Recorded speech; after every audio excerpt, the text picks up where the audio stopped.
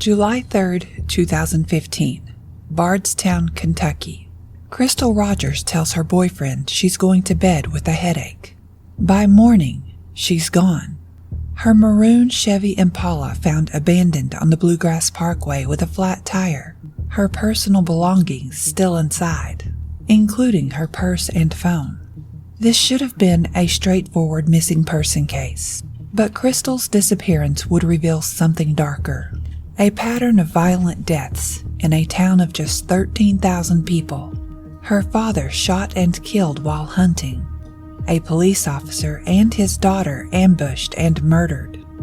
A mother and daughter brutally killed in their home. All unsolved. All connected by geography, timing, and whispered suspicions. Intent. Sometimes it hides behind years of silence. Sometimes it waits for the perfect moment to strike.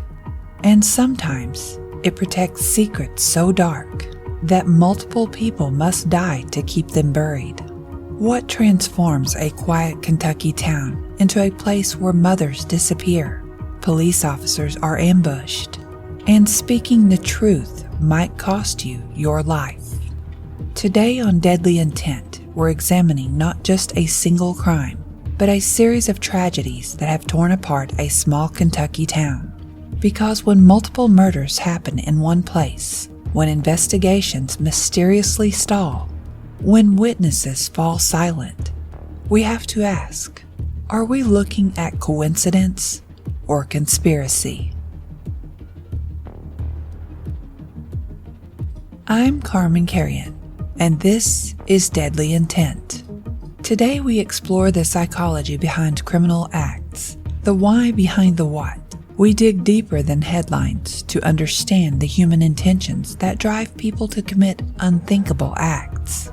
The Crystal Rogers case isn't just about one missing mother of 5. It's about a community where violent death has become disturbingly common, where investigations stall despite national attention, and where speaking up might make you the next victim. 8 years after Crystal vanished, her boyfriend Brooks Houck was finally arrested and charged with murder and tampering with evidence. But without a body, without clear evidence of what happened that night, the question remains, what was the intent behind Crystal's disappearance? And more disturbing, is it connected to the other deaths that have plagued Bardstown? This case is different from previous cases we've covered. It's not historical. It's happening right now. Brooks Houck's trial is pending. Other murders remain unsolved. Families are still searching for answers. And somewhere in Bardstown, someone knows the truth about why so many people had to die. So I need to warn you, this episode deals with ongoing trauma, unsolved murders, and the possibility that justice may never come. But sometimes, examining these cases, understanding the patterns and intentions behind them, can help bring long-buried truths to light. Because in Bardstown, Kentucky, secrets have a body count, and the killing might not be over. Crystal Maria Rogers was 35 years old when she vanished. A mother of 5 children, she worked at a Walmart and lived with her boyfriend Brooks Houck on his family's farm in Bardstown. But before we delve into the mystery of her disappearance, let's remember who Crystal really was.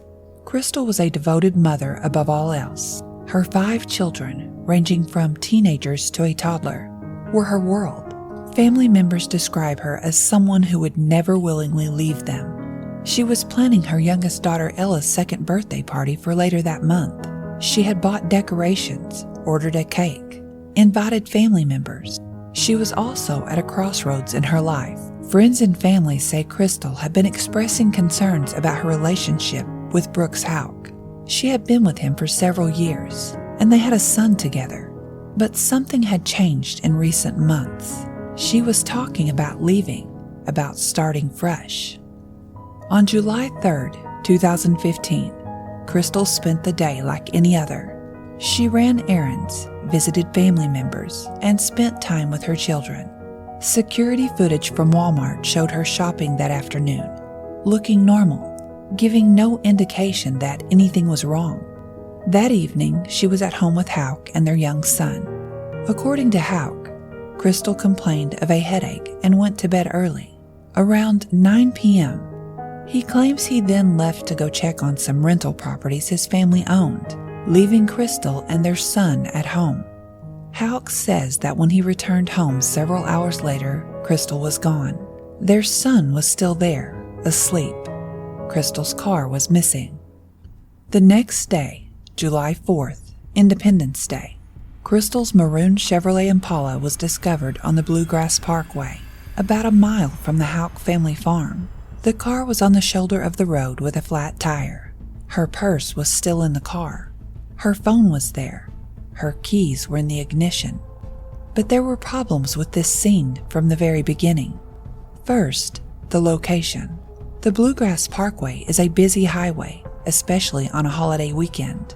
Yet no one reported seeing Crystal there. No one saw her have car trouble.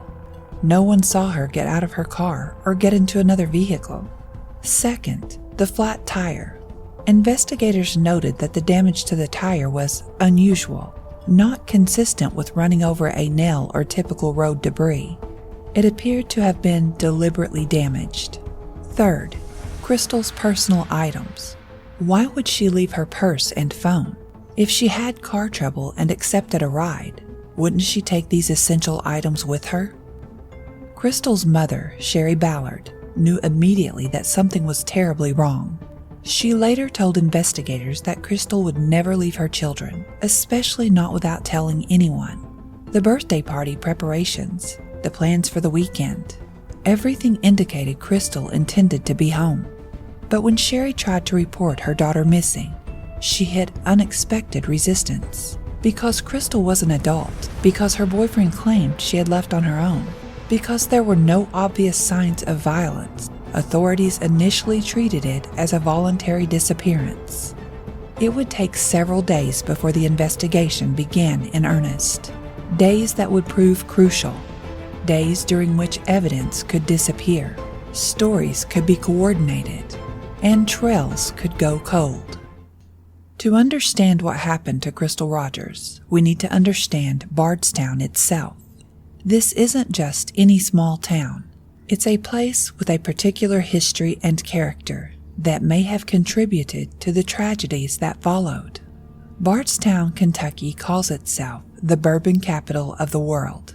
Founded in 1780, it's one of the oldest cities in Kentucky, with historic buildings, antebellum homes, and a charming downtown that attracts tourists from around the world.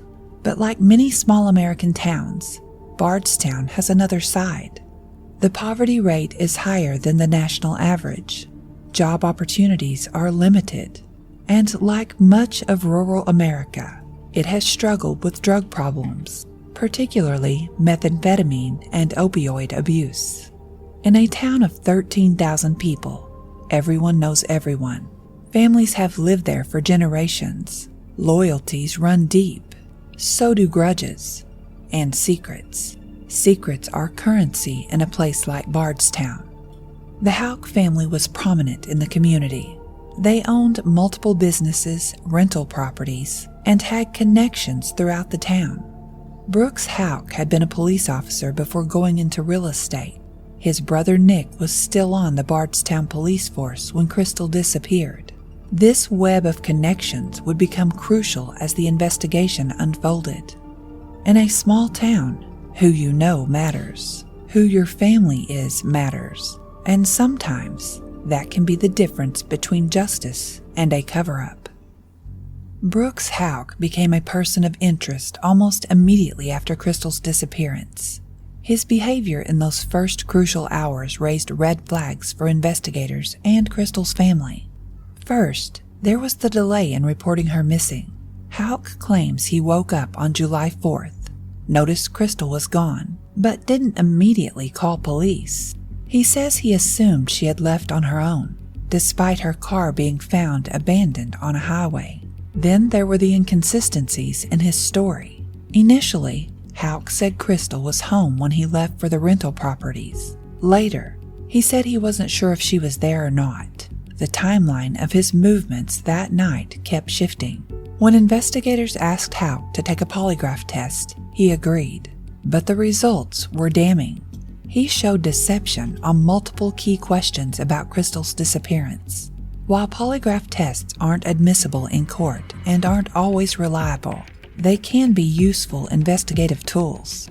More troubling was what happened next. Houck immediately hired an attorney and stopped cooperating with the investigation. He refused to answer additional questions. He didn't participate in any of the searches for Crystal. To Crystal's family, his behavior screamed guilt. But Houck wasn't the only family member acting suspiciously. His brother, Nick Houck, was a Bardstown police officer who was supposed to be helping with the investigation. Instead, he was accused of interfering with it. According to investigators, Nick Houck was caught on camera removing evidence from his brother's truck. He allegedly warned Brooks about police activities. He was also accused of trying to access confidential information about the case. In October 2015, Nick Houck was fired from the Bardstown Police Department for his role in interfering with the investigation. He was also later charged with official misconduct, though those charges were eventually dropped. The involvement of a police officer in potentially covering up a crime raised serious questions about how deep the corruption might go. If a cop was willing to risk his career to protect his brother, what else might be hidden? When we examine Brooks Houck's behavior through the lens of criminal intent, several patterns emerge that are consistent with someone trying to cover up a crime. The changing story is a classic indicator. When people are telling the truth, their story remains consistent. When they're lying, details shift as they try to navigate around the truth. Houck's inability to maintain a consistent timeline suggests he was constructing a narrative rather than recalling events. The immediate lawyering up, while legally advisable, is also telling from an intent perspective. Innocent people, especially those whose loved ones are missing, typically want to help investigators. They provide information, join searches, plead for public assistance. Houck did none of these things. But perhaps most revealing is the staged scene with Crystal's car. If Crystal simply left on her own, why was her car found with a deliberately damaged tire on a busy highway? This suggests someone wanted it to appear that Crystal had car trouble, providing an explanation for why she might accept a ride from a stranger. This kind of staging indicates premeditation. Someone thought through how to make Crystal's disappearance look voluntary or accidental. They created a scenario that would misdirect the investigation away from those closest to her. The involvement of Nick Houck adds another layer to the intent analysis. His interference suggests not just a brother trying to help, but someone who knew there was something specific to hide. You don't risk your career and face criminal charges unless you believe the alternative is worse. This pattern of behavior, the lies, the staging, the cover-up, points to an intent, not just to harm Crystal, but to ensure that the truth about what happened to her would never come to light. To fully understand the Crystal Rogers case, we need to zoom out and look at the bigger picture. Because Crystal's disappearance wasn't the only tragedy to strike Bardstown, the town has been plagued by a series of unsolved violent crimes that have investigators wondering if they're all connected. Let's start with Officer Jason Ellis. On May 25, 2013, 2 years before Crystal vanished, Officer Jason Ellis was driving home from work after finishing his shift with the Bardstown Police Department. It was 2:30 in the morning, and Ellis was taking his usual route home on the Bluegrass Parkway. As he approached exit 34, Ellis encountered debris in the road, tree branches that appeared to have been deliberately placed there. Being a dedicated officer, Ellis stopped his cruiser, put on his emergency lights, and got out to clear the road. That's when the ambush happened. Someone hiding in the darkness opened fire with a 12-gauge shotgun. Ellis was struck multiple times and died at the scene. His police cruiser was found with its lights still flashing. Ellis's body nearby. This wasn't a random act of violence. This was a planned assassination. Someone knew Ellis's route home. They knew he would stop to clear the debris. They waited in the dark with a shotgun, ready to kill. Ellis left behind a wife and 2 young sons. He was 33 years old, a well-liked officer who coached youth baseball and was known for his integrity. So why would someone want him dead? Investigators discovered that Ellis had been investigating drug trafficking in the area. He had been building cases, gathering intelligence. Some speculated that he had gotten too close to something, or someone, dangerous. But here's where it gets more interesting. Jason Ellis wasn't just any police officer. He was connected to the Rogers family. He had been the lead investigator on a case involving Crystal's father, Tommy Ballard, who had been charged with cultivating marijuana. Was this connection meaningful, or just one of those small-town coincidences where everyone is connected to everyone else? The FBI got involved in the Ellis murder investigation, offering a $50,000 reward for information. But despite national attention, despite multiple agencies investigating, his murder remains unsolved. Then came the Netherland murders. April 21st, 2014. Kathy Netherland, 48, was a special education teacher. Her daughter Samantha, 16, was following in her mother's footsteps, planning to work with children with special needs. They lived together in a modest home in Bardstown, just the 2 of them. That evening, someone entered their home and brutally murdered them both. Kathy was beaten and stabbed. Evidence suggests she was killed first. Samantha came home later, possibly from school or work, and was also killed. There were no signs of forced entry. Nothing was stolen. No sexual assault. Just violence. Brutal, senseless violence. The killer, or killers, had been methodical. They cleaned up some evidence but left others. They took the time to stage the scene in certain ways that investigators have never fully revealed to the public. Kathy and Samantha were well liked in the community. They had no known enemies, no involvement in drugs, no connections to any criminal activity. By all accounts, they were innocent victims. So why were they killed? And why with such brutality? Investigators have suggested the Netherlands might have been killed because they knew something or saw something they shouldn't have. But what? And how does it connect to the other murders? Fast forward to November 19th, 2016, a year and a half after Crystal disappeared. Tom Ballard, Crystal's father, was preparing his hunting property for deer season. He was on his own land, doing routine maintenance on his hunting stands. Tommy had become Crystal's most vocal advocate. He organized searches. He appeared on national television. He put up billboards. He never stopped looking for his daughter, never stopped pushing for answers. That morning, someone shot Tommy Ballard in the chest while he was in his field. The shot came from long distance, a skilled marksman using a rifle. Tommy died instantly.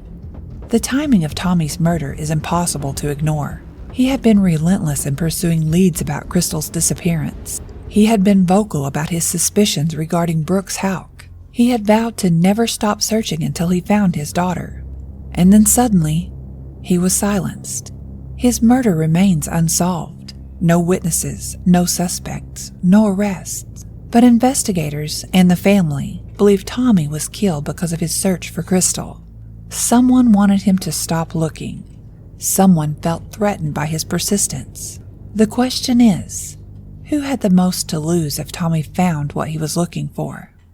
Let's put these crimes in perspective with some sobering statistics. Bardstown, Kentucky has a population of approximately 13,000 people. Between 2013 and 2016, the town experienced 1 police officer murdered, Jason Ellis, 2 teachers murdered, Kathy and Samantha Netherland, 1 woman disappeared, presumed murdered, Crystal Rogers, 1 man murdered, Tommy Ballard. That's 5 victims in 4 cases over 3.5 years. The FBI reports an average murder rate of 5 per 100,000 people annually in the United States. For a town Bardstown size, that would be 0.65 murders per year. less than one murder annually. Instead, Bardstown experienced 4 confirmed murders and 1 presumed murder in less than 4 years. That's a murder rate nearly 8 times the national average. But the numbers tell only part of the story. Consider this: 0% of these cases have been solved, 0 arrests made in any of the murders, 1 person charged in Crystal's disappearance, 8 years later, $200,000 in reward money offered across all cases, 4 different law enforcement agencies involved: local, state, FBI, and ATF. These statistics are more than alarming. They're virtually impossible without some form of systematic failure or interference in the investigations. In small towns, murder clearance rates are typically higher than in large cities because everyone knows everyone. Witnesses are easier to find, motives are clearer, suspects have fewer places to hide. Yet in Bardstown, the opposite is true. Multiple murders, no solutions. Either the killer or killers are extraordinarily lucky and skilled, or something is preventing these cases from being solved. The investigation into Crystal Rogers' disappearance began as a missing persons case, but quickly evolved into something more complex. Let's examine how the investigation unfolded and why. Despite massive resources, it took 8 years to make an arrest. Initially, the Bardstown Police Department led the investigation. But remember, Brooks Houck's brother Nick was an officer on that force. This created an immediate conflict of interest that may have compromised those crucial early days of the investigation. By August 2015, the Nelson County Sheriff's Office had taken over the case. They conducted searches of the Houck family farm and other properties. They interviewed dozens of witnesses. They followed up on hundreds of tips. In October 2015, investigators made a disturbing discovery. They found Crystal's red Chevrolet Camaro, not the Impala that was abandoned on the highway, but her other vehicle, on the Houck family farm. Inside the car, they found evidence that suggested foul play, though they've never revealed exactly what that evidence was. Cadaver dogs were brought in and alerted on various locations on the Houck property. Ground-penetrating radar was used. Excavations were conducted, but no body was found. The FBI entered the investigation in 2020, taking over the case completely. This was unusual. The FBI typically assists in missing persons cases, but rarely takes them over entirely. The decision suggested that local and state authorities had hit a wall, possibly due to corruption or lack of resources. The FBI brought new resources to bear. They re-interviewed witnesses using specialized interrogation techniques. They analyzed digital evidence, cell phone records, social media, GPS data, with more sophisticated tools than local authorities possessed. They also looked at the case with fresh eyes, exploring connections between Crystal's disappearance and the other Bardstown murders that local authorities had dismissed. In August 2020, the FBI conducted a massive search of a neighborhood in Bardstown, bringing in heavy equipment and closing down streets for days. They were clearly looking for something specific, like Crystal's remains, but came up empty. But the FBI investigation did yield results in other ways. They uncovered new evidence, developed new leads, and built a circumstantial case against Brooks Houck. In July 2023, 8 years after Crystal vanished, Brooks Houck was finally arrested and charged with murder and tampering with physical evidence. The fact that authorities felt confident enough to bring charges without a body suggests they uncovered compelling evidence. What might that evidence be? While the prosecution hasn't revealed their full case, experts suggest it could include digital evidence showing Houck's movements that night, witness testimony that contradicts his alibi, physical evidence from Crystal's vehicle or the Houck property, communications that suggest planning or cover-up. The arrest brought some relief to Crystal's family, but also frustration. 8 years is a long time to wait for justice. And without Crystal's body, without knowing exactly what happened to her, true closure remains elusive. When we examine the Crystal Rogers case through the lens of criminal intent, We must consider multiple possibilities, each with different implications for understanding what happened in Bardstown. The first possibility is that Crystal's disappearance was a domestic violence incident, an argument that escalated to murder. Statistics support this theory. Intimate partner violence is a leading cause of death for women. Brooks Houck's controlling behavior, the relationship problems Crystal had mentioned, his reaction after her disappearance, all fit this pattern. But if this were simple domestic violence, why the elaborate staging? Why involve a police officer brother in a cover-up? This suggests either premeditation or that Crystal's death was connected to something larger that required protection. The second possibility is that Crystal's disappearance is connected to other Bardstown murders. This would suggest a more complex intent, not just to eliminate Crystal, but to protect some larger secret or operation. Consider the timeline. Officer Ellis is killed while investigating drug trafficking. The Netherland women are murdered for unknown reasons. Crystal disappears. Her father is killed while searching for her. If these are connected, the intent becomes clearer. Eliminate threats. Ellis was investigating. Crystal may have known something. Her father wouldn't stop looking. Each death served to protect something. But what? The third possibility, suggested by some investigators, is that Bardstown has been plagued by multiple unrelated killers. Statistically unlikely, but not impossible. This would mean we're looking at different intents for each crime, personal, financial, protective, that just happen to cluster in one small town. But there's a fourth possibility that's even more disturbing, that the killings are connected, not by a single perpetrator or motive, but by a culture of silence and protection in Bardstown itself.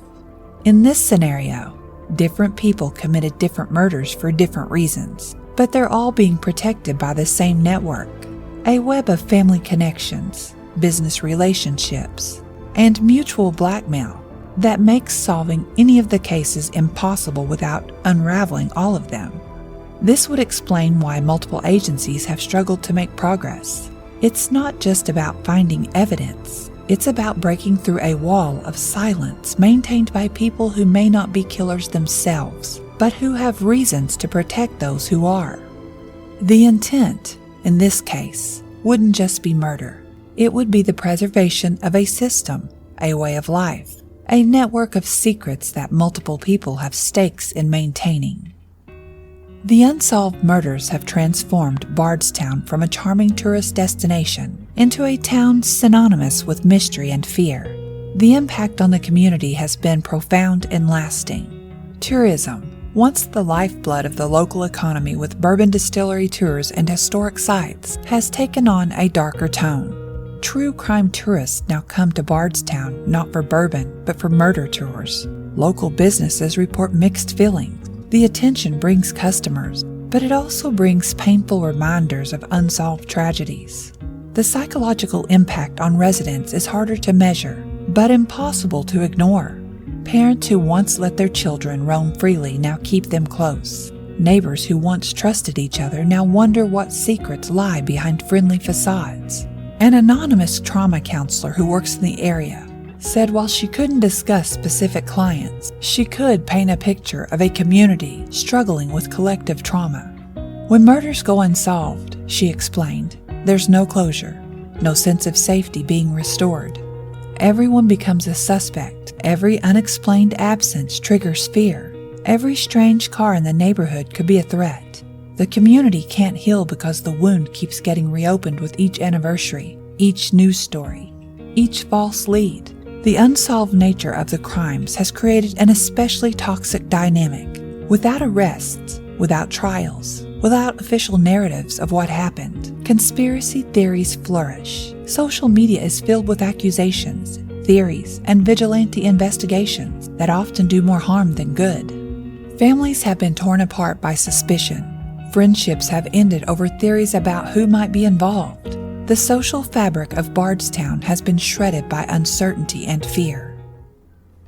The Crystal Rogers case demonstrates both the power and limitations of modern investigative techniques. Let's examine how technology has been applied to this case and what it might reveal. Cell phone data has been crucial. Every phone constantly communicates with cell towers, creating a digital trail of where someone has been. Investigators have used this data to track movements on the night Crystal disappeared, looking for inconsistencies in alibis and suspicious patterns. GPS data from vehicles tells another part of the story. Many modern vehicles record location data that can be retrieved even years later. This technology didn't exist in many older cases, but in 2015, it was becoming standard. Social media forensics has also played a role. Investigators can analyze not just what people post, but when they post it, from where, and how their posting patterns change after traumatic events. Deleted messages can sometimes be recovered. Private communications can be subpoenaed. The FBI has also employed more experimental techniques. Ground-penetrating radar can detect disturbances in soil that might indicate burial sites. Specialized cadaver dogs can detect human remains even years after death. Forensic anthropologists can analyze bone fragments that might be overlooked by traditional investigators. But technology can only do so much. In a case where the primary obstacle might be human silence rather than lack of evidence, all the gadgets in the world won't help if witnesses won't talk. This highlights a crucial aspect of modern investigation. The human element remains paramount, building trust, offering protection, creating incentives for cooperation. These traditional techniques are often more valuable than the latest technology. Throughout this nightmare, the families of the victims have shown remarkable resilience and determination. Their fight for justice has kept these cases in the public eye and pushed law enforcement to continue investigating when it might have been easier to let the cases go cold. Sherry Ballard, Crystal's mother, has been the most visible advocate. She's appeared on national television shows, granted countless interviews, and organized searches and vigils. She's turned her grief into action, becoming an advocate not just for Crystal, but for all missing persons. "I won't stop until I find her," Sherry has said repeatedly. "I need to bring my daughter home. Her children need to know what happened to their mother." The emotional toll on Crystal's 5 children has been immense. They've grown up without their mother, with unanswered questions about what happened to her. The youngest, Eli, doesn't remember his mother at all. He knows her only through photos and stories. Tommy Ballard's widow, Sherry's husband, has had to grieve both her daughter and her husband, while fighting for justice for both. The compounded trauma of losing Crystal and then Tommy has been almost unbearable. Yet she continues to advocate and search. The Ellis family has similarly refused to let Jason's murder be forgotten. His widow has raised their 2 sons alone while pushing for answers about who ambushed her husband and why. She's worked to keep his memory alive through scholarships and community programs in his name. The Netherland family has been more private in their grief, but they too continue to seek justice for Kathy and Samantha. The senselessness of their murders, 2 innocent women killed in their own home, haunts the community. These families have formed an informal support network, bound together by shared tragedy and the pursuit of justice.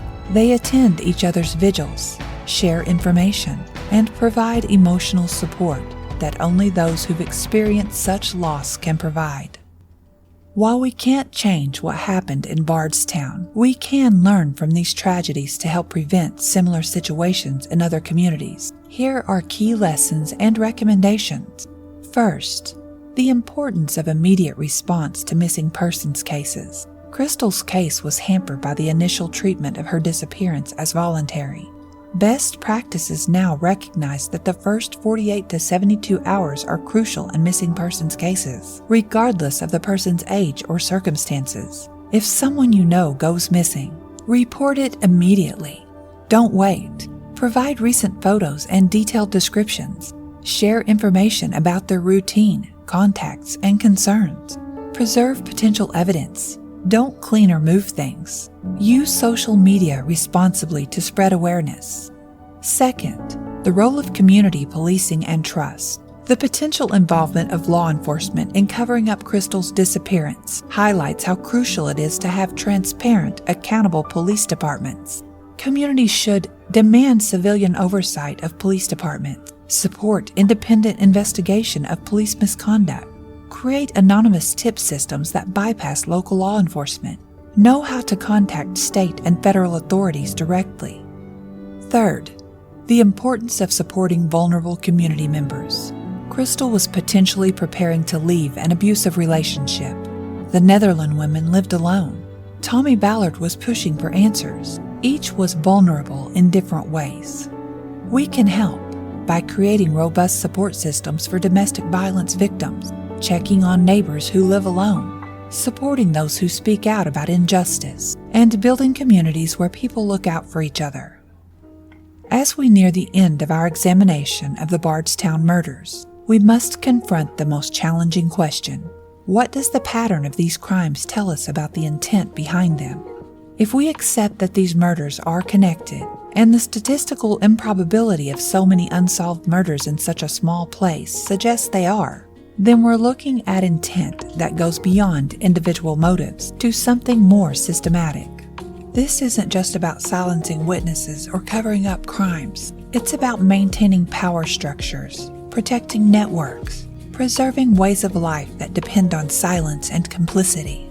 The intent reveals itself in what hasn't happened as much as what has. No arrests in most cases, minimal progress despite massive resources, witnesses who won't talk, evidence that disappears, investigations that stall. This suggests an intent not just to kill, but to demonstrate that killing can be done with impunity. Each unsolved murder sends a message to the community. We can do this and get away with it. Don't cross us. Don't investigate. Don't talk. It's terrorism in the most local, intimate sense, using violence and the threat of violence to control a community through fear. But there's another layer of intent that's even more disturbing. By leaving the murders unsolved, by leaving families without closure, the perpetrators ensure ongoing suffering. The Ballards will never stop wondering what happened to Crystal. The Ellis boys will never know who killed their father. This extended suffering might not be an unfortunate side effect. It might be part of the point. Keep the community traumatized. Keep families focused on their individual tragedies. Keep everyone afraid and suspicious of each other. And no unified resistance can form.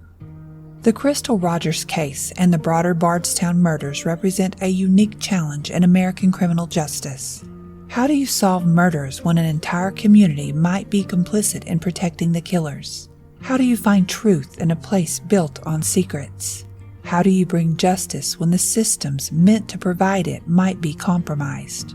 As I've researched this case, I've been struck by the resilience of the family seeking answers. Despite years of frustration, despite threats and intimidation, despite the loss of Tommy Ballard for asking too many questions, they continue to fight for truth. That persistence has yielded some results. Brooks Houck's arrest, while coming 8 years too late, shows that justice delayed doesn't have to mean justice denied. The continued FBI involvement suggests that federal authorities believe these cases can be solved. But I've also been disturbed by what these cases reveal about small-town America. We like to think of small-town communities as safe, close-knit places where everyone looks out for each other. Bardstown shows the dark side of that closeness, how it can be used to protect evil rather than prevent it. The intent behind these murders, whether to silence specific individuals or maintain systematic corruption, has succeeded in traumatizing an entire community. But it hasn't succeeded in silencing the calls for justice. Every day that Crystal remains missing, every day her children grow up without her, every day the murders remain unsolved, is a day that Bardstown remains a town defined by its secrets, rather than its bourbon or its history. Yes, there's still hope. Advances in DNA technology have solved decades-old cases, witnesses sometimes finding the courage to speak years later. Federal involvement can break through local corruption, and public attention, like this podcast, can keep pressure on authorities to pursue justice. The Crystal Rogers case reminds us that in true crime, the story doesn't end with the crime. It continues through the investigation, the impact on families and communities, the fight for justice that can last years or decades. As of today, Crystal Rogers has never been found. Brooks Houck awaits trial. The other Bardstown murders remain unsolved, but the search for truth continues. Somewhere in Bardstown, someone knows what happened to Crystal Rogers. Someone knows who killed Officer Ellis, the Netherland women, and Tommy Ballard. That knowledge is a burden they carry every day, a weight that grows heavier with each passing year, each memorial service, each time they see Crystal's children growing up without their mother. The intent to silence through murder may have succeeded in individual cases, but it has failed to silence the larger call for justice that echoes through Bardstown and beyond. Thank you for listening to this episode of Deadly Intent, examining the Crystal Rogers disappearance and the troubling pattern of unsolved murders in Bardstown, Kentucky. If you have any information about Crystal Rogers, Officer Jason Ellis, Kathy and Samantha Netherland, or Tommy Ballard, please contact the FBI at 1-800-CALL-FBI. There are substantial rewards offered for information leading to the resolution of these cases, over $200,000 combined. Your tip could be the key that finally unlocks these mysteries. For those struggling with domestic violence or feeling unsafe in their relationships, the National Domestic Violence Hotline is available 24/7 at 1-800-799-7233. Remember, leaving an abusive relationship is often the most dangerous time. Please seek help and make a safety plan. If you found this episode compelling, please subscribe, leave a review, and share with others who seek thoughtful crime content. Every review helps other listeners find us and keeps pressure on authorities to pursue justice in unsolved cases. Remember, secrets have power only in silence. By talking about these cases, by refusing to let them be forgotten, we can help break that silence. Crystal Rogers is still missing. Her children still need their mother to come home. And somewhere in Bardstown, someone still holds the key to solving not just one murder, but possibly all of them. Until that key turns, we'll keep watching, keep investigating, keep demanding answers. I'm Carman Carrion. Keep seeking truth and stay safe out there.